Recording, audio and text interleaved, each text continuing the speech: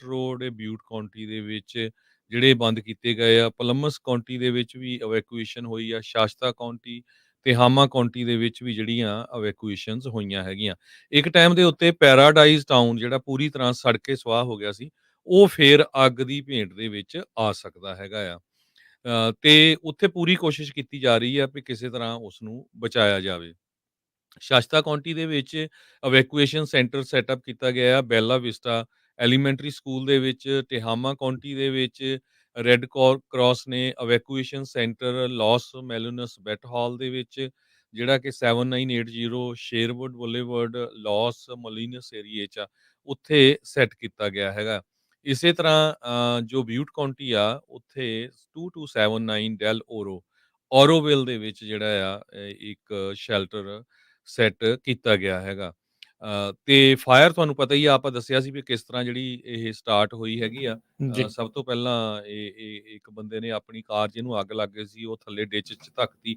ਉਹਦੇ ਨਾਲ ਜਿਹੜੀ ਕਾਰ ਆ, ਅੱਗ ਆ, ਉਹ ਵੱਧਦੀ ਗਈ ਹੈਗੀ ਆ। ਡਿਕਸੀ ਫਾਇਰ ਜਦੋਂ ਲੱਗੀ ਸੀ ਕੈਲੀਫੋਰਨੀਆ 'ਚ ਜੁਲਾਈ 2021 'ਚ, ਉਸਨੇ 9,63,000 ਏਕੜ ਸਾੜੇ ਸੀਗੇ। ਸੋ ਇਸ ਤੋਂ ਬਾਅਦ 2023 'ਚ ਇੱਕ ਬਹੁਤ ਵੱਡੀ ਅੱਗ ਲੱਗੀ ਸੀ ਸਮਿਥ ਰਿਵਰ ਕੰਪਲੈਕਸ ਡੈਲ ਨੋਰਟੇ ਦੇ ਵਿੱਚ, ਜਿਹਦੇ ਨਾਲ 95,000 ਏਕੜ ਸੜੇ ਸੀ। 2022 ਦੇ ਵਿੱਚ ਸਭ ਤੋਂ ਵੱਡੀ ਅੱਗ ਮੋਸਕੀਟੋ ਫਾਇਰ, ਜਿਹਦੇ ਨਾਲ 76,788 ਏਕੜ ਸੜ ਕੇ ਸੁਆਹ ਹੋ ਗਏ ਸੀਗੇ। ਸੋ ਟੋਟਲ ਕਹਿੰਦੇ 2023 ਦੇ ਵਿੱਚ 3,24,917 ਏਕੜ ਸੜ ਕੇ ਸੁਆਹ ਹੋਏ ਸੀ, ਤੇ 2022 ਚ 3,31,358, ਤੇ ਇਸ ਅੱਗ ਨਾਲ 3,68,256 ਏਕੜ ਆਲਰੇਡੀ ਸੜ ਕੇ ਸੁਆਹ ਹੋ ਚੁੱਕੇ ਹੈਗੇ ਆ। ਜੀ, ਬਿਲਕੁਲ। ਸੋ ਅੱਗਾਂ ਦੇ ਕਰਕੇ ਮੌਸਮ ਥੋੜ੍ਹੇ ਜਿਹੇ 2-4 ਦਿਨ ਠੀਕ ਰਿਹਾ। ਵੈਦਰ 100 ਤੋਂ ਥੱਲੇ ਜਿਹੜਾ ਇੱਧਰ ਆਇਆ ਸੀ, ਪਰ ਆਉਂਦੇ ਦਿਨਾਂ ਦੇ ਵਿੱਚ ਟੈਂਪਰੇਚਰ ਫਿਰ ਦੁਬਾਰਾ ਅਪ ਜਾਊਗਾ ਅਤੇ ਡਰਾਇਰ ਕੰਡੀਸ਼ਨਸ, ਯਾਨੀ ਕਿ ਖੁਸ਼ਕ ਮਾਹੌਲ ਫਿਰ ਰਹਿਣ ਵਾਲਾ ਹੈਗਾ ਆ। ਸੋ ਪ੍ਰੈਜ਼ੀਡੈਂਟ ਬਾਈਡਨ ਨੂੰ ਵੀ ਕਹਿੰਦੇ ਵੀ ਇਸ ਸਪਾਰਕ ਫਾਇਰ ਦੇ ਬਾਰੇ ਜਾਣਕਾਰੀ ਜਿਹੜੀ ਉਹ ਦਿੱਤੀ ਜਾ ਚੁੱਕੀ ਹੈਗੀ ਆ। ਵੈਸਟ ਦੇ ਵਿੱਚ ਹੋਰ ਵੀ ਕਈ ਇਲਾਕਿਆਂ 'ਚ, ਜਿੱਦਾਂ ਓਰੀਗਨ ਅਤੇ ਵਾਸ਼ਿੰਗਟਨ ਦੇ ਜੰਗਲਾਤ ਇਲਾਕਿਆਂ 'ਚ ਵੀ ਬਹੁਤ ਸਾਰੀਆਂ ਜਿਹੜੀਆਂ ਅੱਗਾਂ ਲੱਗੀਆਂ ਪਈਆਂ ਆ, ਅਤੇ ਨਾਲ ਦੇ ਨਾਲ ਕੈਨੇਡਾ ਦੇ ਵਿੱਚ ਵੀ ਅੱਗਾਂ ਨੇ ਜਿਹੜਾ ਕੋਹਰਾਮ ਆ ਉਹ ਮਚਾਇਆ ਪਿਆ ਹੈਗਾ ਆ। ਸੋ ਵੱਖ-ਵੱਖ ਸਟੇਟ ਆਫ ਐਮਰਜੈਂਸੀਜ਼, ਵੱਖ-ਵੱਖ ਜਿਹੜੇ ਡਿਸਟ੍ਰਿਕਟਸ ਦੇ ਵਿੱਚ, ਕਾਊਂਟੀਜ਼ ਦੇ ਵਿੱਚ ਇਸ ਟਾਈਮ ਨਾਲ ਚੱਲ ਰਹੀਆਂ ਨੇ। ਅਗਲੀ ਜਿਹੜੀ ਗੱਲ ਕਰੀਏ, ਵੈਨੇਜ਼ੁਏਲਾ ਦੇ ਵਿੱਚ ਮਡੂਰੋ ਨੇ ਆਪਣੀ ਜਿਹੜੀ ਜਿੱਤ ਆ ਉਸ ਨੂੰ ਘੋਸ਼ਿਤ ਕਰ ਦਿੱਤਾ ਹੈ, ਕਲੇਮ ਕੀਤਾ ਹੈ ਵੀ ਮੈਂ ਜਿੱਤ ਗਿਆ ਹੈਗਾ ਆ। ਐਡਮੁੰਡੋ ਗੋਂਜ਼ਾਲੇਸ ਜੋ ਉਸਦਾ ਓਪੋਨੈਂਟ ਆ, ਉਹਨੇ ਵੀ ਆਪਣੀ ਜਿਹੜੀ ਜਿੱਤ ਆ ਉਹ ਐਲਾਨ ਦਿੱਤੀ ਹੈਗੀ ਆ। ਕਈ ਮੁਲਕਾਂ ਨੇ ਹੁਣ ਇੱਥੇ ਵੋਟ ਕਿੱਦਾਂ ਗਿਣੀ ਜਾਂਦੀ ਆ, ਉਸ ਨੂੰ ਲੈ ਕੇ ਪਾਰਦਰਸ਼ਤਾ ਦੀ ਮੰਗ ਕੀਤੀ ਆ। ਅਮਰੀਕਾ ਦੇ ਨਾਲ ਹੋਰ ਕਈ ਮੁਲਕਾਂ ਨੇ ਇਹਨਾਂ ਨਤੀਜਿਆਂ ਦੇ ਉੱਤੇ ਜਿਹੜੇ ਆ ਉਹ ਚਿੰਤਾਵਾਂ ਪ੍ਰਗਟਾਉਂਦੇ ਹੋਏ ਇਹ ਕਿਹਾ ਆ ਵੀ ਜਿਹੜੇ ਪ੍ਰੈਜ਼ੀਡੈਂਟ ਨਿਕੋਲਸ ਮੈਡੂਰੋ ਦਾ ਇਲੈਕਟਰਲ ਕੌਂਸਲ ਆ, ਜਿਸ ਨੂੰ ਆਲਰੇਡੀ ਜੇਤੂ ਘੋਸ਼ਿਤ ਕਰ ਦਿੱਤਾ ਗਿਆ ਆ, ਵੀ ਉਹਦੇ ਉੱਤੇ ਸਾਨੂੰ ਜਿਹੜਾ ਉਹ ਜ਼ਰੂਰ ਸ਼ੱਕ ਹੈਗਾ ਆ। ਸੋ ਐਂਟਨੀ ਬਲਿੰਕਨ ਹੋਣਾ ਨੇ ਇਸ ਦੇ ਉੱਤੇ ਬਿਆਨ ਦਿੰਦੇ ਹੋਏ ਜਿਹੜਾ ਉਹ ਕਿਹਾ ਵੀ ਕਹਿੰਦੇ ਅਮਰੀਕਾ ਨੂੰ ਬਹੁਤ ਜ਼ਿਆਦਾ ਸੀਰੀਅਸ ਕੰਸਰਨ ਨੇ ਜਿਹੜੇ ਵੈਨੇਜ਼ੁਏਲਾ ਦੇ ਵਿੱਚ ਇਹ ਇਲੈਕਸ਼ਨ ਰਿਜ਼ਲਟ ਐਲਾਨੇ ਗਏ ਹੈਗੇ ਆ। ਇਸ ਵਾਰ ਜਿਹੜੇ ਓਪੋਜੀਸ਼ਨ ਪਾਰਟੀ ਦਾ ਵੀ ਦਬਦਬਾ ਉੱਥੇ ਕਾਫੀ ਜ਼ਿਆਦਾ ਸੀ, ਕਿਉਂਕਿ 2 ਵਾਰੀ ਪ੍ਰੈਜ਼ੀਡੈਂਟ ਮੈਡੂਰੋ ਉੱਥੇ ਸੱਤਾ ਦੇ ਵਿੱਚ ਰਹਿਣ ਤੋਂ ਬਾਅਦ ਵੈਨੇਜ਼ੁਏਲਾ ਦਾ ਹਾਲਾਤ ਕਾਫੀ ਜ਼ਿਆਦਾ ਜਿਹੜੇ ਉਹ ਮਾੜੇ ਹੋ ਚੁੱਕੇ ਸੀਗੇ। ਕਈ ਜਿਹੜੇ ਲੈਟਿਨ ਮੁਲਕ ਜਿਨ੍ਹਾਂ 'ਚ ਕੋਲੰਬੀਆ ਆ, ਜੋ ਕਿ ਫਰੈਂਡਲੀ ਹੈਗਾ ਮੈਡੂਰੋ ਦੇ ਨਾਲ, ਉਹਨਾਂ ਨੇ ਵੀ ਇਹਨਾਂ ਨਤੀਜਿਆਂ ਦੇ ਉੱਤੇ ਜਿਹੜੇ ਉਹ ਸਵਾਲ ਚੁੱਕ ਦਿੱਤੇ। ਸਪੇਨ, ਇਟਲੀ ਤੇ ਹੋਰ European nation, Russia, China, Iran ਤੇ ਕਿਊਬਾ, ਉਹਨਾਂ ਨੇ ਜਿਹੜਾ ਹੈ ਇਹਨਾਂ ਨੂੰ ਵਧਾਈਆਂ ਜਿਹੜੀਆਂ ਉਹ ਭੇਂਟ ਕੀਤੀਆਂ ਹੈਗੀਆਂ ਆ।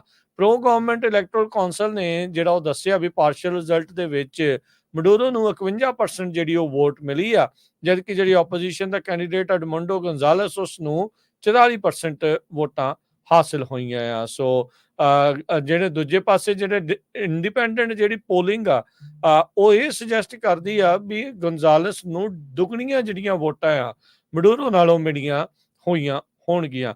2013 ਦੇ ਵਿੱਚ ਮੈਡੂਰੋ ਸੱਤਾ ਦੇ ਵਿੱਚ ਆਇਆ ਸੀ, ਇਹ ਅਥਾਰਟੇਰੀਅਨ ਸੋਸ਼ਲਿਸਟ ਆ, ਤੇ ਕਹਿੰਦੇ ਵੀ ਇਹ ਕਾਫੀ ਜਾਣੇ ਇਹੀ ਬਲੇਮ ਕਰਦੇ ਆ ਵੀ ਇਸ ਆਇਲ ਰਿਚ ਕੰਟਰੀ ਦੇ ਆਰਥਿਕ ਤੌਰ ਦੇ ਉੱਤੇ ਨਿਘਾਰ ਦੇ ਲਈ ਇਹੀ ਜਿਹੜਾ ਮੇਨ ਜ਼ਿੰਮੇਵਾਰ ਆ।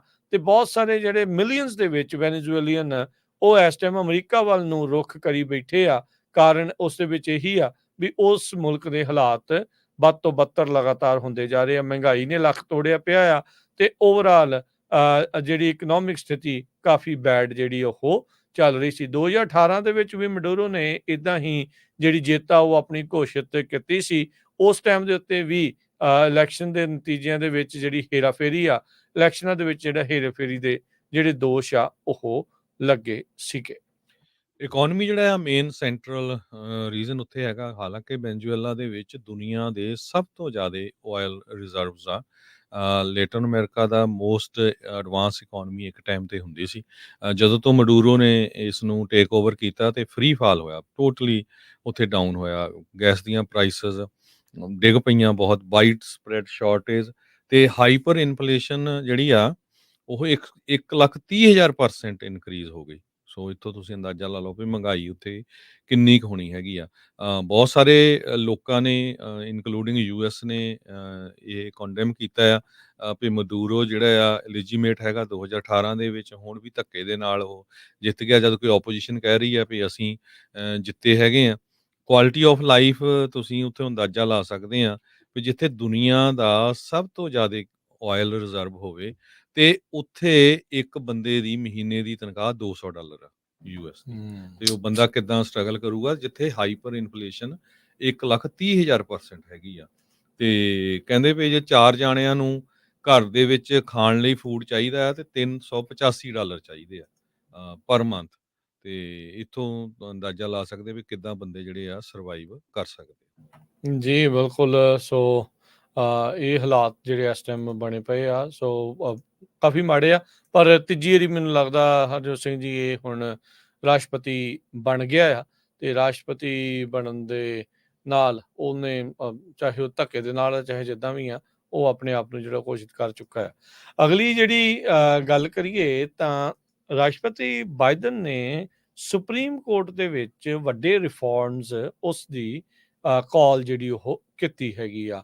ਸੋ ਇਹਦੇ ਵਿੱਚ ਉਹਨਾਂ ਨੇ ਕਈ ਜਿਹੜੀਆਂ ਚੀਜ਼ਾਂ ਆ ਉਹ ਦੀ ਮੰਗ ਕੀਤੀ ਆ। ਪ੍ਰਪੋਜ਼ਲ ਜਿਹੜਾ ਉਹ ਰੱਖਿਆ ਹੈਗਾ ਆ। ਕਹਿੰਦੇ ਵੀ ਇਹਦੇ ਵਿੱਚ ਉਹਨਾਂ ਨੇ ਜਿਹੜੀ ਪਹਿਲੀ ਮੱਦ ਰੱਖੀ ਆ ਵੀ ਕਿਸੇ ਵੀ ਸਾਬਕਾ ਪ੍ਰੈਜ਼ੀਡੈਂਟ ਦੇ ਲਈ ਜੇ ਉਹਨੇ ਆਫਿਸ 'ਚ ਰਹਿੰਦੇ ਹੋਏ ਕੋਈ ਕ੍ਰਾਈਮ ਕੀਤਾ ਆ ਤਾਂ ਉਸ ਨੂੰ ਇਮਿਊਨਿਟੀ ਨਹੀਂ ਹੋਣੀ ਚਾਹੀਦੀ। ਉਹ ਕਹਿੰਦੇ ਵੀ no one is above the law amendment ਉਸ ਦੀ ਉਹਨਾਂ ਨੇ ਸੰਵਿਧਾਨ ਦੇ ਵਿੱਚ ਜਿਹੜੀ ਉਹ ਗੱਲ ਆਖੀ ਆ। ਦੂਜੇ ਉਹਨਾਂ ਨੇ ਗੱਲ ਆਖੀ ਆ ਵੀ ਜਿਹੜੇ ਸੁਪਰੀਮ ਕੋਰਟ ਦੇ ਜਿਹੜੇ ਜਸਟਿਸਿਸ ਆ ਉਹਨਾਂ ਦੀਆਂ ਟਰਮ ਲਿਮਿਟਸ ਹੋਣੀਆਂ ਚਾਹੀਦੀਆਂ ਆ। ਕਾਂਗਰਸ ਨੇ ਅਪਰੂਵ ਕੀਤੀਆਂ ਸੀਗੀਆਂ ਟਰਮ ਲਿਮਿਟ ਪ੍ਰੈਜ਼ੀਡੈਂਸੀ ਨੂੰ ਲੈ ਕੇ 75 ਸਾਲ ਪਹਿਲਾਂ। ਪ੍ਰੈਜ਼ੀਡੈਂਟ ਬਾਈਡਨ ਕਹਿੰਦੇ ਵੀ ਮੈਂ ਮੰਨਦਾ ਆ ਵੀ ਸੁਪਰੀਮ ਕੋਰਟ ਦੇ ਲਈ ਵੀ ਕੁਝ ਅਜਿਹਾ ਹੀ ਹੋਣਾ ਚਾਹੀਦਾ ਹੈਗਾ ਆ। ਸੋ ਯੂਐਸ ਇੱਕੋ ਇੱਕ ਅਜਿਹਾ ਮੁਲਕ ਆ, ਕਨਸਟੀਟਿਊਸ਼ਨਲ ਡੈਮੋਕ੍ਰੇਸੀ ਆ, ਜੋ ਕਿ ਲਾਈਫ ਟਾਈਮ ਸੀਟ ਦਿੰਦੀ ਆ ਸੁਪਰੀਮ ਕੋਰਟ ਦੇ ਜਸਟਿਸਿਸ ਨੂੰ। ਟਰਮ ਲਿਮਿਟ ਦੇ ਨਾਲ ਕਹਿੰਦੇ ਵੀ ਕੋਰਟ ਦੀ ਜਿਹੜੀ ਮੈਂਬਰਸ਼ਿਪ ਆ ਉਹ ਰੈਗੂਲਰਲੀ ਚੇਂਜ ਹੁੰਦੀ ਰਹੂਗੀ। ਇਹਦੇ ਨਾਲ ਜਿਹੜੀਆਂ ਕੋਰਟ ਦੀਆਂ ਨੋਮੀਨੇਸ਼ਨਸ ਆ ਉਹ ਕਾਫੀ ਜ਼ਿਆਦਾ ਪ੍ਰੈਡਿਕਟੇਬਲ ਹੋ ਸਕਦੀਆਂ ਤੇ ਆਰਬਿਟਰੀ ਜਿਹੜੀਆਂ ਉਹ ਨਹੀਂ ਹੋਣਗੀਆਂ। ਜਿੱਦਾਂ ਆਪਾਂ ਦੇਖਿਆ ਵੀ ਪਿਛਲੇ ਕਾਰਜਕਾਲ ਦੇ ਵਿੱਚ ਟਰੰਪ ਹੋਣਾ ਨੂੰ 3 ਜਿਹੜੇ ਆ ਜਸਟਿਸ ਲਾਉਣ ਦਾ ਮੌਕਾ ਮਿਲਿਆ ਤੇ ਬਾਈਡਨ ਹੋਣਾ ਨੂੰ ਜਿਹੜਾ ਉਹ ਮਹਿਜ ਇੱਕ ਨੂੰ ਹੀ ਜਿਹੜਾ ਉਹ ਲਾਉਣ ਦਾ ਮੌਕਾ ਮਿਲਿਆ ਸੀਗਾ। ਸੋ ਇਸ ਦੇ ਨਾਲ ਉਹਨਾਂ ਨੇ ਇਹ ਵੀ ਮੰਗ ਰੱਖੀ ਇਸ ਪ੍ਰਪੋਜ਼ਲ ਦੇ ਵਿੱਚ ਵੀ ਸੁਪਰੀਮ ਕੋਰਟ ਦੇ ਵਿੱਚ ਕੋਡ ਆਫ ਕੰਡਕਟ ਨੂੰ ਬਾਈਡ ਹੋਣਾ ਚਾਹੀਦਾ ਆ। ਬੀਤੇ ਸਮੇਂ ਦੇ ਵਿੱਚ ਜਸਟਿਸਿਸ ਨੇ ਜਿਹੜੇ ਉਹਨਾਂ ਗਿਫਟਸ ਦੇ ਬਾਰੇ ਡਿਸਕਲੋਜ਼ ਕੀਤਾ ਆ ਜਿਹੜੇ ਕਿ ਪੋਲੀਟੀਕਲ ਐਕਟੀਵਿਟੀ ਤੋਂ ਜਿਹੜੇ ਆ ਉਹ ਜਿਹੜੇ ਲੋਕ ਉਹਦੇ ਨਾਲ ਜੁੜੇ ਹੋਏ ਆ ਉਹਨਾਂ ਤੋਂ ਉਹਨਾਂ ਨੂੰ ਮਿਲੇ ਹੈਗੇ ਆ। ਸੋ ਇਹ ਜਿਹੜੀ ਚੀਜ਼ ਇਸ ਟਾਈਮ ਬਣੀ ਆ, ਕਹਿੰਦੇ ਵੀ ਫਾਈਨੈਂਸ਼ੀਅਲ ਤੇ ਹੋਰ ਕੌਨਫਲਿਕਟ ਆਫ ਇੰਟਰਸਟ ਨਾ ਹੋਣ, ਇਸ ਲਈ ਸੁਪਰੀਮ ਕੋਰਟ ਦੇ ਜਸਟਿਸ ਤੇ ਉਹਨਾਂ ਦੇ ਜਿਹੜੇ ਸਪਾਊਸਿਸ ਆ ਉਹਨਾਂ ਨੂੰ ਜਿਹੜਾ ਕੋਡ ਆਫ ਕੰਡਕਟ ਦੇ ਨਾਲ ਬੱਝ ਕੇ ਜਿਹੜਾ ਉਹ ਬੰਨ ਕੇ ਰੱਖਣਾ ਚਾਹੀਦਾ ਆ। ਇਸ ਦੇ ਉੱਤੇ ਆਲਰੇਡੀ ਜਿਹੜੀ ਟਿੱਪਣੀਆਂ ਆਪਾਂ ਨੂੰ ਆਉਣੀਆਂ ਸੁਣਨੀਆਂ ਜਿਹੜੀਆਂ ਉਹ ਮਿਲਣੀਆਂ ਸ਼ੁਰੂ ਹੋ ਗਈਆਂ। ਇਸ ਟਾਈਮ ਹਾਊਸ ਦੇ ਜਿਹੜੇ ਸਪੀਕਰ ਮਾਈਕ ਜੌਨਸਨ ਉਹਨਾਂ ਨੇ ਇਸ ਬਾਬਤ ਕਿਹਾ ਆ ਵੀ ਇਹ ਕਦੀ ਵੀ ਚੀਜ਼ ਨਹੀਂ ਹੋ ਸਕਦੀ ਤੇ ਇਵੈਂਚੁਅਲੀ ਇਹ ਡੈਡ ਔਨ ਅਰਾਈਵਲ ਹੈਗਾ ਆ ਹਾਊਸ ਦੇ ਵਿੱਚ ਜੇ ਕੋਈ ਅਜਿਹਾ ਬਿੱਲ ਲਿਆਂਦਾ ਜਾਂਦਾ ਆ ਜਿਸ ਦੇ ਵਿੱਚ ਕਨਸਟੀਟਿਊਸ਼ਨ ਦੇ ਵਿੱਚ ਵੀ ਕੋਈ ਵੀ ਰਾਸ਼ਟਰਪਤੀ ਵੀ ਹੁੰਦਿਆਂ ਹੋਇਆਂ ਵੀ ਜੇ ਕੋਈ ਖਰਾਬੀ ਕਰਦਾ ਹੈ ਵੀ ਉਹ ਉਸ ਤੋਂ ਇਮਿਊਨ ਨਹੀਂ ਹੋਊਗਾ। ਸੁਪਰੀਮ ਕੋਰਟ ਦੇ ਜਸਟਿਸ ਦੀ ਟਰਮ ਲਿਮਿਟ ਚਾਹੀਦੀ ਆ ਤੇ ਕੋਡ ਆਫ ਕੰਡਕਟ ਨੂੰ ਜਿਹੜੇ ਬਾਈਡਿੰਗ ਹੋਣੇ ਚਾਹੀਦੇ ਆ। ਪਿਛਲੇ 1-2 ਵੀਕਸ ਤੋਂ ਆਲਰੇਡੀ ਇਹ ਚਰਚਾ ਸ਼ੁਰੂ ਹੋ ਚੁੱਕੀ ਸੀਗੀ ਵੀ ਪ੍ਰੈਜ਼ੀਡੈਂਟ ਬਾਈਡਨ ਕੁਝ ਅਜਿਹਾ ਪ੍ਰਪੋਜ਼ਲ ਲੈ ਕੇ ਆ ਰਹੇ ਨੇ। ਸੋ ਹੁਣ ਇਹ ਦੇਖਦੇ ਹਾਂ। ਯਾਦ ਦਿਵਾਉਂਦੇ ਜਾਈਏ ਆਪਣੇ ਜਿਹੜੇ ਸਰੋਤਿਆਂ ਨੂੰ, ਦਰਸ਼ਕਾਂ ਨੂੰ, ਵੀ ਬੀਤੇ ਸਮੇਂ ਦੇ ਵਿੱਚ ਸੁਪਰੀਮ ਕੋਰਟ ਨੇ ਕਾਈਂਡ ਆਫ ਜਿਹੜੀ ਇਮਿਊਨਿਟੀ ਆ ਉਹ ਜਿਹੜੇ ਸਾਬਕਾ ਰਾਸ਼ਟਰਪਤੀ ਟਰੰਪ ਨੂੰ ਜਿਹੜੀ ਉਹ ਦਿੱਤੀ ਸੀ। ਇਸ ਤੋਂ ਬਾਅਦ ਦੇ ਵਿੱਚ ਇਹ ਸੁਪਰੀਮ ਕੋਰਟ ਦਾ ਇਹ ਰੌਲਾ ਪਿਆ ਆ। ਟਰਮ ਲਿਮਿਟ ਤੇ ਜਿਹੜਾ code of conduct the binding ਆ, ਇਹ ਵੀ ਜਿਹੜੇ ਮੌਜੂਦਾ ਸੁਪਰੀਮ ਕੋਰਟ ਦੇ ਜਸਟਿਸਿਸ ਆ ਉਹਨਾਂ ਨੂੰ ਜਿਹੜੇ ਮਿਲੇ ਗਿਫਟਸ ਤੋਂ ਬਾਅਦ ਦੇ ਵਿੱਚ ਇਹ ਚਰਚਾ ਜਿਹੜੀ ਆ ਉਹ ਛਿੜੀ ਸੀ। ਸੋ ਪ੍ਰੈਜ਼ੀਡੈਂਟ ਬਾਈਡਨ ਦਾ ਇਹ ਅਖੀਰਲਾ ਹੱਲਾ ਆਪਣੇ ਕਾਰਜਕਾਲ ਦੇ ਵਿੱਚ ਇੱਕ ਵੱਡਾ ਹੱਲਾ ਆ। ਉਸ ਨੂੰ ਕਿੰਨੀ ਕੁ ਜਿਹੜੀ ਆ ਲੋਕ ਜਾਂ ਲਾਅ ਮੇਕਰਸ ਆ ਸਪੋਰਟ ਕਰਦੇ ਆ, ਇਹ ਦੇਖਣ ਵਾਲੀ ਗੱਲ ਰਹੇਗੀ। ਅਗਲੀ ਖਬਰ ਵੱਲ ਚਲੀਏ। ਇਜ਼ਰਾਈਲ ਤੇ ਹਮਾਸ ਦੇ ਵਿੱਚ ਜੋ ਜੰਗ ਚੱਲ ਰਹੀ ਹੈਗੀ ਆ, ਤੇ ਹੁਣ ਹੈਜ਼ਬੁੱਲਾ ਨੇ ਪਿਛਲੇ ਵੀਕਐਂਡ ਦੇ ਦੌਰਾਨ ਜਿਹੜਾ ਸੀਗਾ ਉੱਥੇ ਅਟੈਕ ਕਰ ਦਿੱਤਾ ਗੋਲਡਨ ਹਾਈਟਸ ਦੇ ਵਿੱਚ ਇੱਕ ਸਕੂਲ ਦੀ ਗਰਾਊਂਡ ਦੇ ਉੱਤੇ, ਜਿਹਦੇ ਨਾਲ ਇਜ਼ਰਾਈਲ ਦੇ 12 ਬੱਚਿਆਂ ਦੀ ਜਿਹੜੀ ਆ ਮੌਤ ਹੋ ਗਈ। ਸੋ ਲੈਬਨਾਨ ਵਾਲੀ ਸਾਈਡ ਤੋਂ ਹੈਜ਼ਬੁੱਲਾ ਨੇ ਅਟੈਕ ਕੀਤਾ ਆ, ਤੇ ਹੁਣ ਇਜ਼ਰਾਈਲ ਜੋ ਗੋਲਨ ਹਾਈਟਸ ਆ ਉਹਨਾਂ ਨੂੰ ਕੰਟਰੋਲ ਕਰਦਾ ਹੈ, ਤੇ ਇਜ਼ਰਾਈਲ ਵਾਲਿਆਂ ਨੇ ਕਿਹਾ ਵੀ ਅਸੀਂ ਬਹੁਤ ਹੀ ਸਖਤ ਜਿਹੜਾ ਆ ਜਵਾਬ ਇਹਦਾ ਦੇਵਾਂਗੇ। ਤੇ ਕ੍ਰਾਸ ਬਾਰਡਰ ਫਾਈਟਿੰਗ ਇਜ਼ਰਾਈਲ ਤੇ ਹਿਜ਼ਬੁੱਲਾ ਦੇ ਵਿੱਚ ਆਲਮੋਸਟ ਕਹਿੰਦੇ ਡੇਲੀ ਹੁੰਦੀ ਰਹਿੰਦੀ ਆ, ਜਦੋਂ ਤੋਂ ਹੀ ਗਾਜ਼ਾ ਦੀ ਵਿੱਚ ਹਮਾਸ ਦੇ ਨਾਲ ਇਜ਼ਰਾਈਲ ਦੀ ਜਿਹੜੀ ਲੜਾਈ ਆ ਉਹ ਸ਼ੁਰੂ ਹੋਈ ਹੈਗੀ ਆ। ਤੇ ਹਾਲਾਂਕਿ ਗਾਜ਼ਾ ਦੇ ਵਿੱਚ ਵੀ ਪਿਛਲੇ ਵੀਕਐਂਡ ਦੇ ਦੌਰਾਨ 60 ਦੇ ਕਰੀਬ ਜਿਹੜੇ ਲੋਕ ਆ ਉਹ ਮਾਰੇ ਗਏ ਆ ਇਜ਼ਰਾਈਲ ਦੀ ਬੰਬਾਰਡਮੈਂਟ ਵੱਲੋਂ। ਐਸੋਸੀਏਟਡ ਪ੍ਰੈਸ ਨੇ ਇਹ ਕਿਹਾ ਵੀ ਜੋ ਹਿਜ਼ਬੁੱਲਾ ਆ ਉਹਨਾਂ ਨੇ ਪ੍ਰਸੀਜ਼ਨ ਗਾਈਡਡ ਮਿਸਲਸ ਆਲਰੇਡੀ ਜਿਹੜੀਆਂ ਹੈ ਇੰਸਟਾਲ ਕਰਨੀਆਂ ਸ਼ੁਰੂ ਕਰ ਦਿੱਤੀਆਂ ਆ, ਇਨ ਕੇਸ ਇਜ਼ਰਾਈਲ ਜਿਹੜਾ ਆ ਉਹਨਾਂ ਨੂੰ ਅਟੈਕ ਕਰਦਾ ਹੈਗਾ। ਇਜ਼ਰਾਈਲ ਦੇ ਪ੍ਰਾਈਮ ਮਿਨਿਸਟਰ ਬੈਂਜਾਮਿਨ ਨੇਤਨਯਾਹੂ ਉਸ ਜਗ੍ਹਾ ਦੇ ਉੱਤੇ ਗਏ ਜਿੱਥੇ ਰਾਕੇਟ ਅਟੈਕ ਹੋਇਆ, ਜਿਹਦੇ ਨਾਲ 12 ਬੱਚਿਆਂ ਦੀ ਮੌਤ ਹੋਈ ਆ, ਤੇ ਉਹਨਾਂ ਨੇ ਕਿਹਾ ਆ ਵੀ ਸਾਡਾ ਜਿਹੜਾ ਰਿਸਪੌਂਸ ਹੋਊਗਾ ਇਹ ਬਹੁਤ ਹੀ ਖਤਰਨਾਕ ਹੋਊਗਾ, ਤੇ ਅਸੀਂ ਇਹ ਰਿਸਪੌਂਸ ਇਹਦੇ ਉਲਟ ਕਰਾਂਗੇ। ਦੂਸਰੇ ਪਾਸੇ ਜਿਹੜੇ ਅਮਰੀਕਾ ਆ ਉਹ ਇਹ ਕਹਿ ਰਿਹਾ ਵੀ ਇਹ ਜਿਹੜੀ ਜੰਗ ਆ ਇਹ ਵਧਣੀ ਨਹੀਂ ਚਾਹੀਦੀ ਹੈਗੀ, ਇਹ ਬਲਕਿ ਇਹ ਤਾਂ ਇਜ਼ਰਾਈਲ 'ਚ ਜਿਹੜੀ ਤੇ ਹਮਾਸ ਦੀ ਹੋ ਰਹੀ ਆ ਉਹ ਬੰਦ ਹੋਣੀ ਚਾਹੀਦੀ ਆ। ਤੇ ਜੇ ਲੈਬਨਾਨ ਵੀ ਵਿੱਚ ਇਨਵੋਲਵ ਹੋ ਗਿਆ, ਹਿਜ਼ਬੁੱਲਾ ਇਨਵੋਲਵ ਹੋ ਗਿਆ, ਉਹਦੇ ਨਾਲ ਹੋਰ ਜਿਹੜੇ ਆਮ ਲੋਕ ਆ ਉਹਨਾਂ ਦੀਆਂ ਮੌਤਾਂ ਹੋਣਗੀਆਂ, ਤੇ ਇਹ ਲੜਾਈ ਜੋ ਜੰਗ ਆ ਚੱਲ ਰਹੀ ਇਹ ਬੰਦ ਹੋਣੀ ਚਾਹੀਦੀ ਆ। ਹਾਲਾਂਕਿ ਬਹੁਤ ਸਾਰੀਆਂ ਜਿਹੜੀਆਂ ਏਅਰਲਾਈਨਸ ਆ ਉਹਨਾਂ ਨੇ ਆਲਰੇਡੀ ਬੈਰੂਟ ਨੂੰ ਜਿਹੜੀਆਂ ਏਅਰਲਾਈਨ ਜਾਂਦੀਆਂ ਉਹ ਜਾਂ ਤਾਂ ਫਲਾਈਟਸ ਡਿਲੇ ਕਰ ਦਿੱਤੀਆਂ ਆ, ਤੇ ਜਾਂ ਉਹ ਕੈਂਸਲ ਕਰ ਦਿੱਤੀਆਂ ਆ, ਕਿਉਂਕਿ ਉਹਨਾਂ ਨੂੰ ਲੱਗਦਾ ਆ ਵੀ ਜੋ ਕੁਝ ਹੁਣ ਮਿਡਲ ਈਸਟ ਦੇ ਵਿੱਚ ਵਾਪਰ ਰਿਹਾ ਹੈਗਾ ਆ, ਇਹ ਖਾਸ ਕਰਕੇ ਲੁਫਥਾਂਜ਼ਾ ਗਰੁੱਪ ਨੇ ਕਿਹਾ, ਕਹਿੰਦੇ ਵੀ ਉਹਨਾਂ ਦੀਆਂ 3 ਏਅਰਲਾਈਨ ਲੁਫਥਾਂਜ਼ਾ, ਸਪੇਸ ਤੇ ਯੂਰੋਵਿੰਗਸ, ਇਹ ਤਿੰਨਾਂ ਦੀਆਂ ਜਿਹੜੀਆਂ ਫਲਾਈਟਸ ਆ ਉਹ ਸਸਪੈਂਡ ਕਰ ਦਿੱਤੀਆਂ ਗਈਆਂ ਹੈਗੀਆਂ ਆ। ਤੇ ਕਹਿੰਦੇ ਵੀ ਪਤਾ ਨਹੀਂ ਵੀ ਕੀ ਹੋਊਗਾ ਆਉਣ ਵਾਲੇ ਸਮੇਂ 'ਚ, ਇਸ ਕਰਕੇ ਅਸੀਂ ਜਿਹੜਾ ਰਿਸਕ ਆ ਉਹ ਲੈਣਾ ਨਹੀਂ ਚਾਹੁੰਦੇ ਹੈਗੇ। ਵੈਸਟਰਨ ਡਿਪਲੋਮੇਟਸ ਇਹ ਕਹਿ ਰਹੇ ਆ ਇਜ਼ਰਾਈਲ ਪੱਕਾ ਸ਼ੋਰ ਆ ਵੀ ਇਹ ਰਿਟੈਲੀਏਟ ਕਰੂਗਾ ਹਿਜ਼ਬੁੱਲਾ ਦੇ ਅਗੇਂਸਟ, ਪਰ ਵਿਦਿਨ ਲਿਮਿਟਸ। ਪਰ ਆਪਾਂ ਨੂੰ ਦੇਖਿਆ ਹੀ ਆ ਇਜ਼ਰਾਈਲ ਵਾਲਿਆਂ ਨੇ ਗਾਜ਼ਾ ਦੇ ਵਿੱਚ ਜਿਹੜਾ ਕੀ ਕੀਤਾ ਹੈਗਾ ਆ, ਜਦੋਂ ਇਜ਼ਰਾਈਲ ਦੇ ਵਿੱਚ ਲੋਕਾਂ ਨੂੰ ਮਾਰ ਦਿੱਤਾ ਗਿਆ ਸੀ ਹਮਾਸ ਵੱਲੋਂ, ਤੇ ਉਸ ਤੋਂ ਬਾਅਦ ਤੇ ਇਜ਼ਰਾਈਲ ਦੀ ਮਿਲਟਰੀ ਨੇ ਕੁਝ ਫੌਜੀਆਂ ਨੂੰ ਵੀ ਡਿਟੇਨ ਕੀਤਾ ਹੈਗਾ, ਜਿਹੜੇ ਅਬਿਊਜ਼ ਕਰਦੇ ਸੀਗੇ, ਜਿਹੜੇ ਫੜੇ ਗਏ ਲੋਕ ਸੀਗੇ ਉਹਨਾਂ ਨੂੰ। ਜੀ ਜੀ।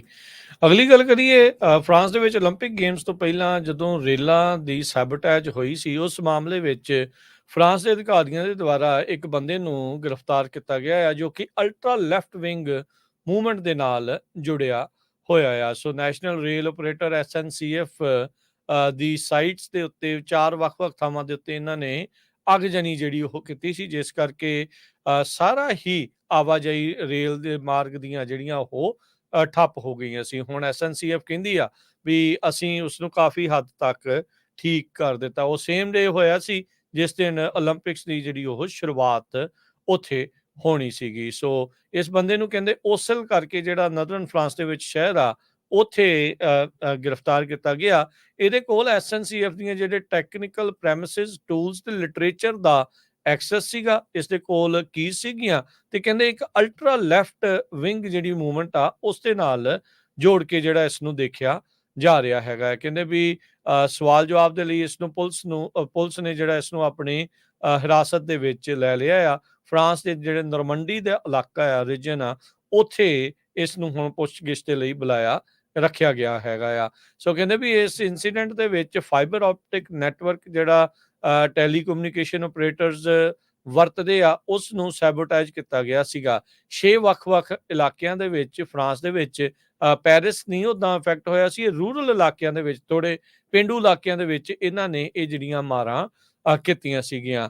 ਕਹਿੰਦੇ ਵੀ ਪ੍ਰੋਸੀਕਿਊਟਰ ਆਫਿਸ ਨੇ ਇਹ ਨਹੀਂ ਦੱਸਿਆ ਵੀ ਕੀ ਕਾਊਂਟਰ ਟੈਰਰਿਸਟ ਜਿਹੜੀਆਂ ਅਥਾਰਟੀਜ਼ ਆ ਇਸ ਮਾਮਲੇ ਦੇ ਵਿੱਚ ਇਨਵੋਲਵਡ ਹੈਗੀਆਂ ਆ ਜਾਂ ਨਹੀਂ। ਨਾਮ ਵੀ ਉਹਨਾਂ ਨੇ ਜਿਹੜਾ ਉਹ ਅਜੇ ਤੱਕ ਉਸ ਬੰਦੇ ਦਾ ਨਸ਼ਰ ਨਹੀਂ ਕੀਤਾ ਹੈਗਾ। ਸੋ ਕਹਿੰਦੇ ਵੀ ਅਨਨੋਨ ਇੰਡੀਵਿਜੂਅਲ ਬੀਤੇ ਜਿਹੜੇ ਉਹ ਸ਼ੁੱਕਰਵਾਰ ਨੂੰ ਉਹਨਾਂ ਨੇ 3 ਰੇਲਵੇ ਇੰਸਟਾਲੇਸ਼ਨਸ ਦੇ ਉੱਤੇ ਇਹਨਾਂ ਨੇ ਹਮਲਾ ਕੀਤਾ ਸੀਗਾ। ਸੋ ਇੰਟੀਰੀਅਰ ਮਿਨਿਸਟਰ ਉੱਥੇ ਦੇ ਜਰਾਲਡ ਡਰਮੈਨਨ ਉਹਨਾਂ ਨੇ ਦੱਸਿਆ ਆ ਵੀ ਅਧਿਕਾਰੀ ਅਜੇ ਵੀ ਉਸ ਥਿਊਰੀ ਦੇ ਉੱਤੇ ਵਰਕ ਕਰ ਰਹੇ ਆ ਵੀ ਅਲਟਰਾ ਲੈਫਟ ਵਿੰਗ ਜਿਹੜੀ ਮੂਵਮੈਂਟ ਆ ਇਸ ਅਟੈਕ ਦੇ ਪਿੱਛੇ ਜਿਹੜੀਆਂ ਉਹ ਹੋ ਸਕਦੀਆਂ ਹੈਗੀਆਂ ਆ। ਉਹਨਾਂ ਨੇ ਕਿਹਾ ਵੀ ਅਟੈਕ ਬਿਲਕੁਲ ਇੰਟੈਂਸ਼ਨਲ ਸੀ, ਪੂਰੇ ਪ੍ਰਸਾਈਜ਼ ਸੀ ਤੇ ਐ ਵਧੀਆ ਟਾਰਗੇਟ ਜਿਹੜਾ ਮਿੱਥ ਕੇ ਉਹਨਾਂ ਨੇ ਕੀਤਾ ਗਿਆ ਸੀ ਤਾਂ ਜੋ ਜਿਹੜੀ ਰੇਲ ਆਵਾਜਾਈ ਆ ਉਸ ਨੂੰ ਪੂਰੀ ਤਰ੍ਹਾਂ ਜਿਹੜਾ ਉਹ ਠੱਪ ਕੀਤਾ ਜਾਵੇ।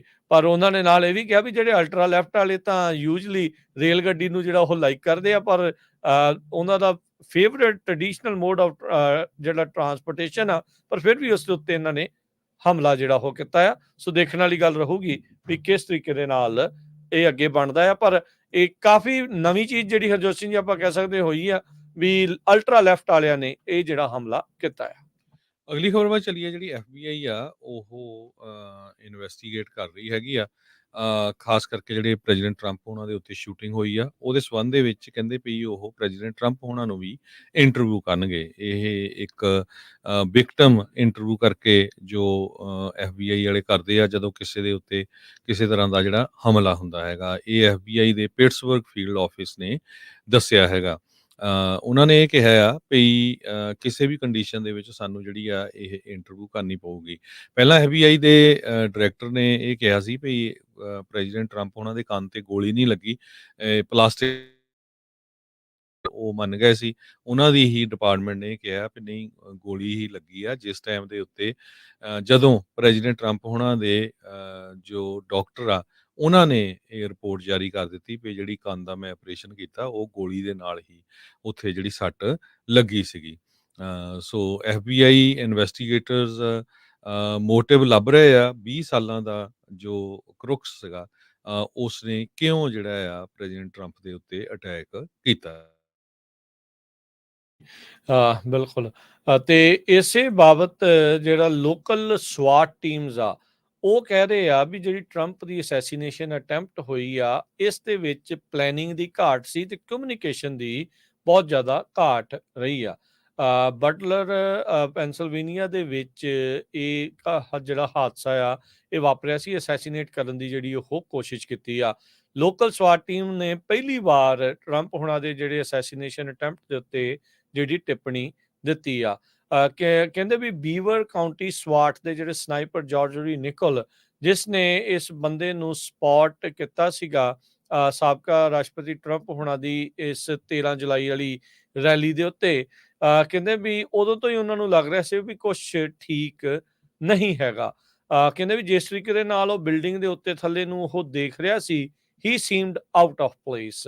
ਇਹ ਬੀਵਰ ਕਾਉਂਟੀ ਦੇ ਜਿਹੜੀ ਸਵਾਟ ਟੀਮ ਆ ਉਹਦੇ ਲੀਡਰ ਨੇ, ਅਸਿਸਟੈਂਟ ਲੀਡਰ ਨੇ ABC ਨਿਊਜ਼ ਦੇ ਨਾਲ ਇੰਟਰਵਿਊ ਦੇ ਦੌਰਾਨ ਜਿਹੜਾ ਉਹ ਦੱਸਿਆ ਹੈਗਾ ਆ। ਸੋ ਉਹਨਾਂ ਨੇ ਕਹਿੰਦੇ ਵੀ ਅਸੀਂ ਇਹ ਵੀ ਦੇਖਿਆ ਵੀ ਅਨਅਟੈਂਡਡ ਉੱਥੇ ਬਾਈਕ ਤੇ ਬੈਕਪੈਕ ਵੀ ਜਿਹੜਾ ਉਹ ਪਿਆ ਆ। ਬੰਦਾ ਜਿਹੜਾ ਉਹ ਬਾਰ-ਬਾਰ ਉੱਤੇ ਨੂੰ ਦੇਖ ਰਿਹਾ ਆ। ਸੋ ਕਹਿੰਦੇ ਵੀ ਰੇਂਜ ਫਾਈਂਡਰ ਆਪਣੀ ਜੇਬ ਦੇ ਵਿੱਚੋਂ ਉਹ ਕੱਢ ਰਿਹਾ ਸੀ ਵਿਦਆਊਟ ਐਨੀ ਡਿਸਟੈਂਸ।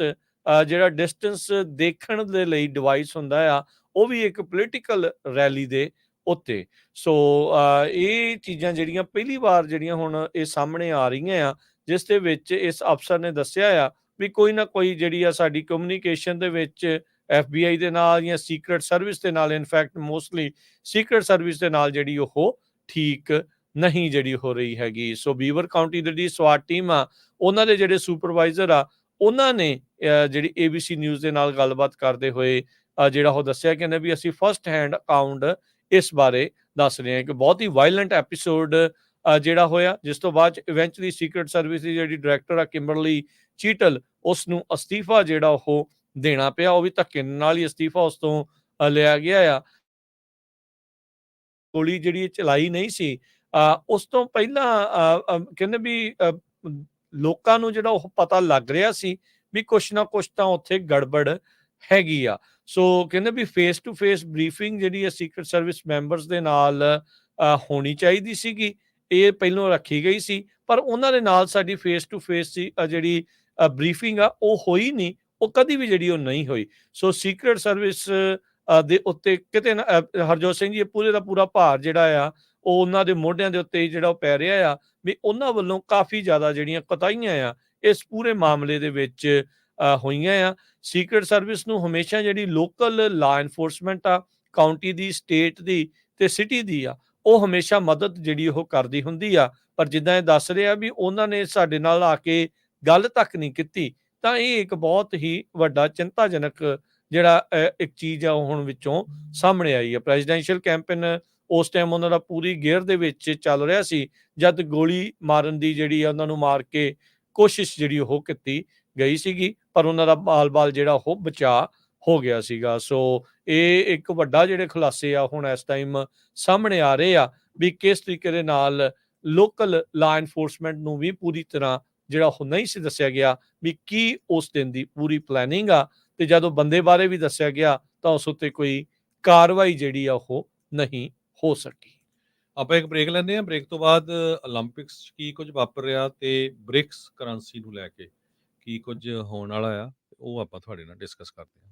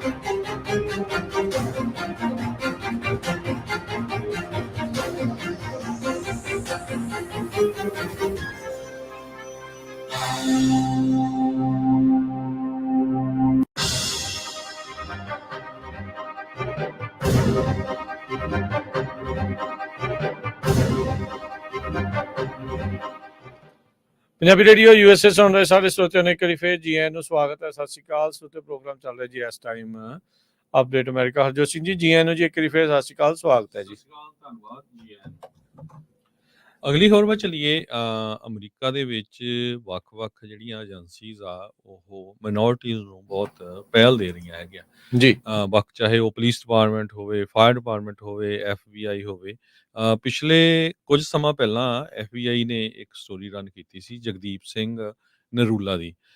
ਭਈ ਉਹ ਇੰਟੈਲੀਜੈਂਟ ਐਨਾਲਿਸਟ ਹੈਗੇ ਆ FBI ਦੇ ਵਿੱਚ। ਉਹਨਾਂ ਨੇ ਦਸਤਾਰ ਵਾਲੀ ਪਿਕਚਰ ਲਾ ਕੇ ਉਹਨਾਂ ਨੇ ਮਾਰਕੀਟਿੰਗ ਕਰਨ ਦੀ ਵੀ ਕੋਸ਼ਿਸ਼ ਕੀਤੀ ਸੀ ਵੀ ਸਾਡੇ 'ਚ ਸਾਰੇ ਤਰ੍ਹਾਂ ਦੇ ਲੋਕ ਜਿਹੜੇ ਆ ਉਹ ਕੰਮ ਕਰਦੇ ਹੈਗੇ ਆ। ਸੋ ਜਗਦੀਪ ਸਿੰਘ ਨੇ ਵੀ ਉਸ ਟਾਈਮ ਦੇ ਉੱਤੇ ਕਿਹਾ ਸੀ ਵੀ ਮੈਂ ਸਿੱਖ ਇੱਥੇ ਆਏ ਸੀ, ਮੇਰੇ ਬੱਚੇ ਇੱਥੇ ਜਿਹੜੇ ਬੋਰਨ ਹੋਏ ਹੈਗੇ ਆ। ਸੋ ਉਹਨਾਂ ਨੇ ਇੱਕ ਟੀਮ ਅਮਰੀਕਾ ਦੇ ਅੰਡਰ ਕਹਿੰਦੇ ਵੀ ਅਸੀਂ ਕੰਮ ਕਰ ਰਹੇ ਹੈਗੇ ਆ। ਅਮਰੀਕਾ ਕਿਸ ਤਰ੍ਹਾਂ ਜਿਹੜਾ ਸੇਫ ਰਹੇ। ਹੁਣ ਪਿਛਲੇ ਦਿਨਾਂ ਦੇ ਵਿੱਚ FBI ਦੇ 116 ਸਾਲ ਉਹਨਾਂ ਦੀ ਐਨੀਵਰਸਰੀ ਸੀ। ਉਹਦੇ ਵਿੱਚ ਫਿਰ ਉਹਨਾਂ ਨੇ ਇੱਕ ਸਿੱਖ ਦਸਤਾਰਧਾਰੀ ਦੀ ਜਿਹੜੀ ਪਿਕਚਰ ਆ ਉਹ ਸ਼ੋਅ ਕੀਤੀ ਹੈਗੀ ਆ। ਸੋ ਬੜੇ ਸਿੱਖਾਂ ਦੇ ਲਈ ਬੜੀ ਮਾਣ ਵਾਲੀ ਗੱਲ ਆ ਭਈ FBI ਦੇ ਵਿੱਚ ਵੀ ਜਿਹੜੇ ਦਸਤਾਰਧਾਰੀ ਸਿੱਖ ਆ ਉਹ ਕੰਮ ਕਰਦੇ ਹੈਗੇ ਆ। ਤੇ FBI ਵੀ ਉਹ ਦੁਨੀਆ ਨੂੰ ਸ਼ੋਅ ਕਰਨਾ ਚਾਹੁੰਦੀ ਆ ਵੀ ਦੇਖੋ ਅਮਰੀਕਾ ਵਰਗੇ ਮੁਲਕ ਦੇ ਵਿੱਚ ਕੋਈ ਵੀ ਜਿਹੜਾ ਮਿਨੋਰਟੀ ਆ ਜੇ ਉਹ ਬੰਦਾ ਇੰਟੈਲੀਜੈਂਟ ਆ, ਉਹਨਾਂ ਦੇ ਕੁਆਲੀਫਾਈ ਕਰਦਾ ਤੇ ਉਹਨੂੰ ਉਹ ਨੌਕਰੀ ਦਿੰਦੇ ਹੈਗੇ ਆ। ਸੋ ਉਹਨਾਂ ਨੇ ਇੱਕ ਤਰ੍ਹਾਂ ਦੇ ਨਾਲ ਆਪਣਾ ਵੀ ਅਕਸ਼ ਜਿਹੜਾ ਸੁਧਾਰਿਆ FBI ਨੇ ਵੀ ਸਾਡੇ ਸਾਰੇ ਤਰ੍ਹਾਂ ਦੇ ਕੰਮ ਕਰਦੇ, ਤੇ ਦੂਸਰਾ ਜਿਹੜਾ ਸਿੱਖਾਂ ਨੂੰ ਵੀ ਮਾਣ ਇਸ ਗੱਲ ਤੇ ਹੋਣਾ ਚਾਹੀਦਾ ਹੈਗਾ। ਜੀ।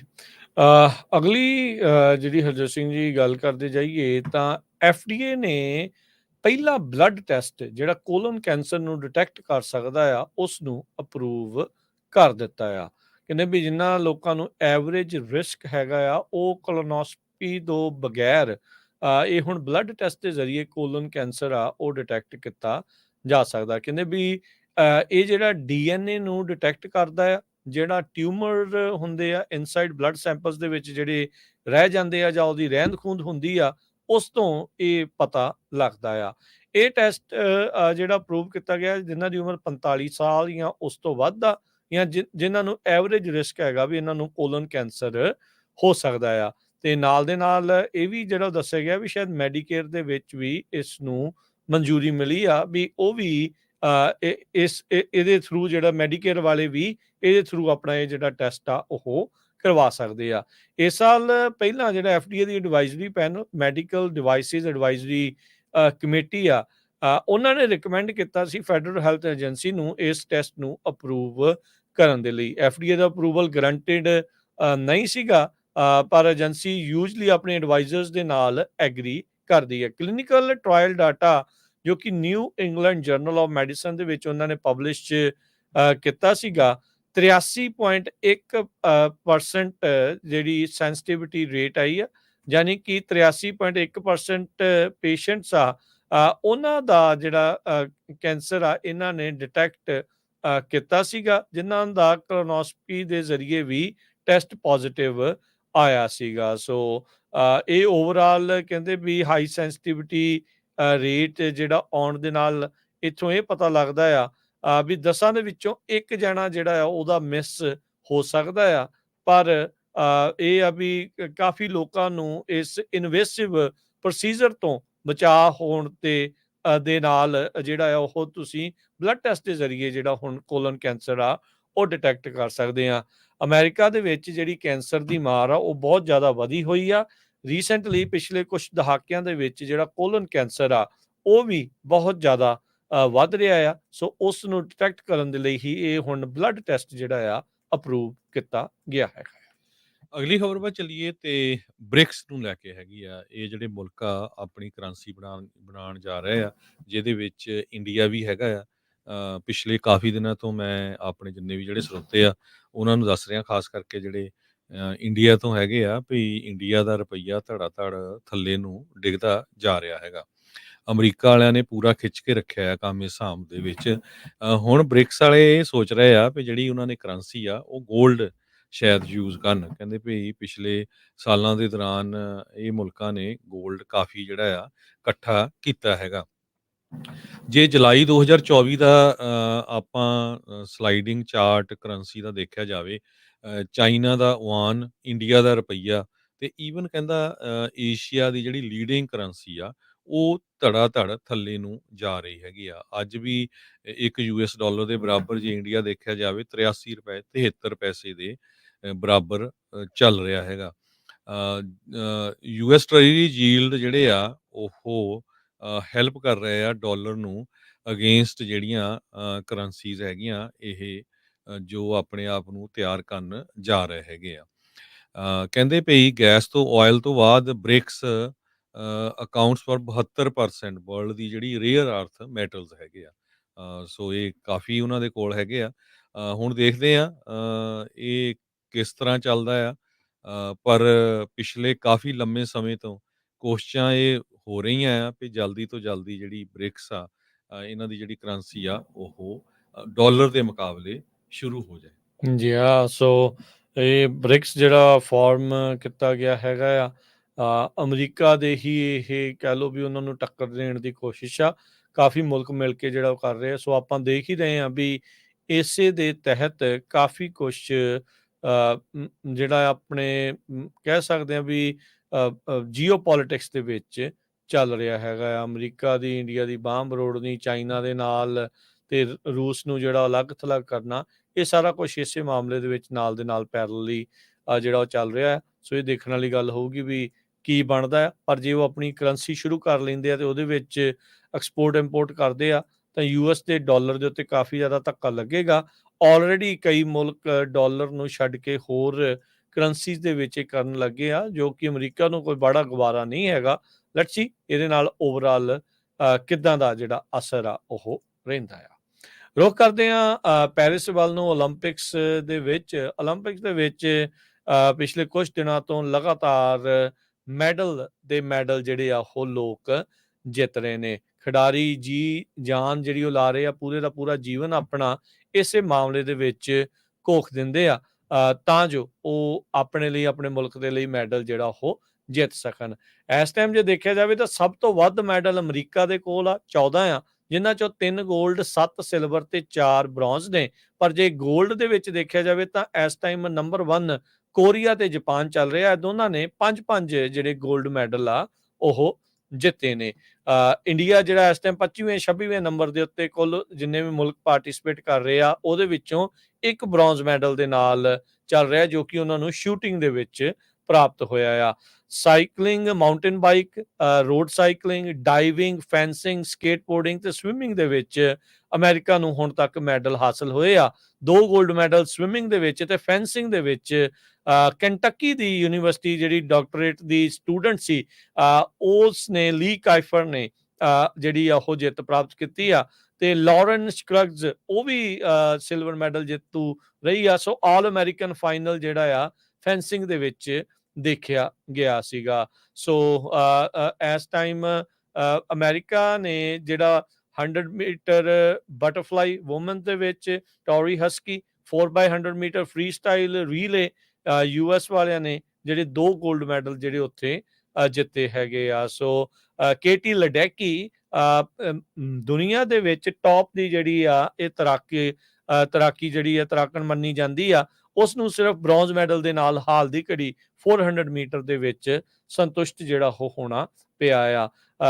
ਜਿਮਨਾਸਟਿਕ ਦੇ ਵਿੱਚ ਸਿਮੋਨ ਬਾਇਲਸ ਦੇ ਨਾਲ ਹੋਰ ਬਾਕੀ ਜਿਹੜੀਆਂ ਬੀਬੀਆਂ ਜਿਹੜੀਆਂ ਆ ਉਹ ਜਿਮਨਾਸਟਿਕ ਦੇ ਵਿੱਚ ਕਾਫੀ ਮੈਡਲ ਜਿਹੜੀਆਂ ਕਹਿੰਦੇ ਵੀ ਲਿਆ ਸਕਦੀਆਂ ਆ। ਸੋ ਉਸ ਦੇ ਉੱਤੇ ਵੀ ਜਿਹੜੀ ਉਹ ਨਜ਼ਰ ਰਹੇਗੀ।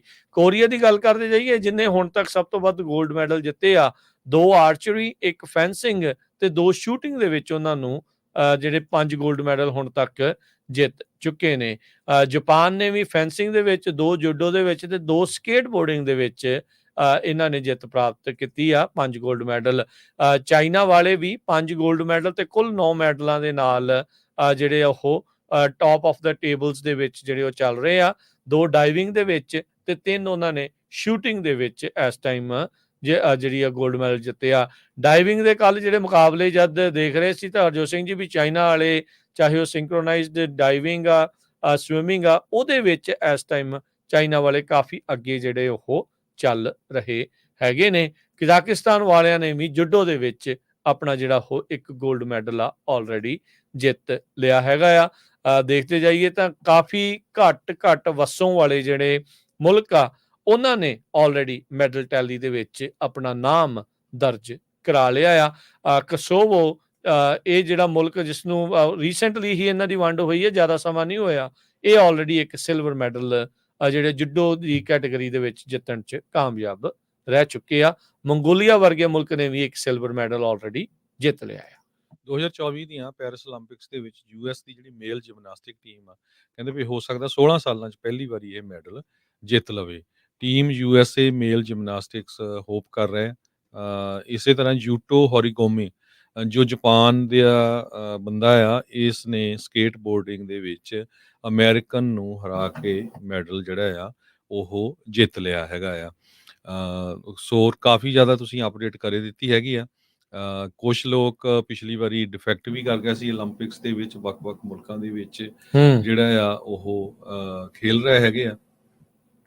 ਤੇ ਜਿੱਦਾਂ ਵੀ ਹੋਰ ਅਪਡੇਟ ਹੋਊਗੀ ਆਪਾਂ ਹਰ ਪ੍ਰੋਗਰਾਮ ਦੇ ਵਿੱਚ ਤੁਹਾਡੇ ਨਾਲ ਜਿਹੜਾ ਆ ਉਹ ਅਪਡੇਟ ਕਰਦੇ ਰਹਾਂਗੇ।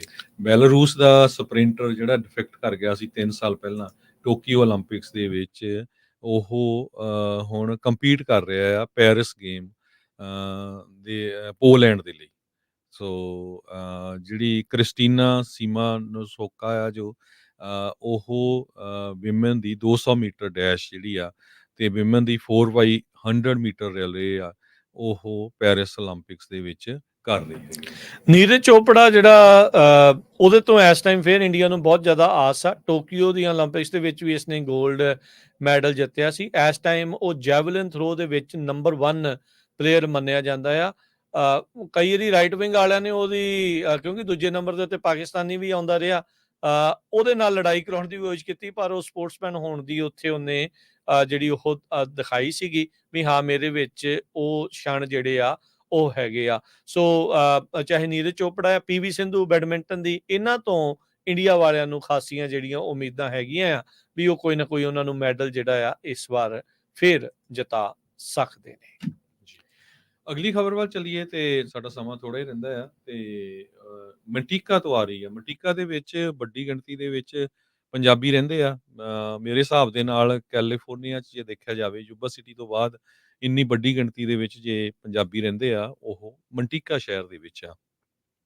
ਹੁਣ ਮੰਟੀਕਾ ਸ਼ਹਿਰ ਦੇ ਵਿੱਚ ਇੱਕ ਸਟਰੀਟ ਦਾ ਨਾਂ ਸਿੰਘ ਸਟਰੀਟ ਕਰਕੇ ਰੱਖਿਆ ਗਿਆ ਹੈਗਾ। ਕਹਿੰਦੇ ਵੀ ਇਹ ਜਿਹੜੀ ਸਟਰੀਟ ਆ ਕਨੈਕਟ ਕਰੂਗੀ ਈਸਟ ਐਥਰਟਨ ਡਰਾਈਵ ਤੇ ਔਸਟਨ ਰੋਡ ਨੂੰ।